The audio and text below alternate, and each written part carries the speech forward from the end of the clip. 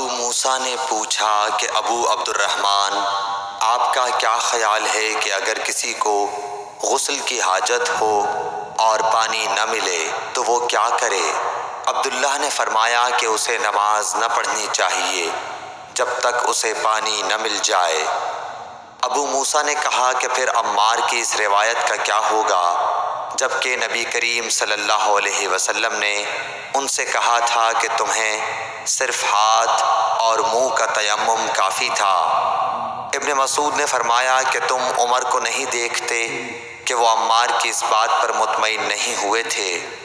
پھر ابو موسیٰ نے کہا کہ اچھا عمار کی بات کو چھوڑو، لیکن اس آیت کا کیا جواب دو گے جس میں جنابت میں تیمم کرنے کی واضح اجازت موجود ہے؟ عبداللہ بن مسعود اس کا کوئی جواب نہ دے سکے، صرف یہ کہا کہ اگر ہم اس کی بھی لوگوں کو اجازت دے دیں تو ان کا حال یہ ہو جائے گا کہ اگر کسی کو پانی ٹھنڈا معلوم ہوا تو اسے چھوڑ دیا کرے گا اور تیمم کر لیا کرے گا۔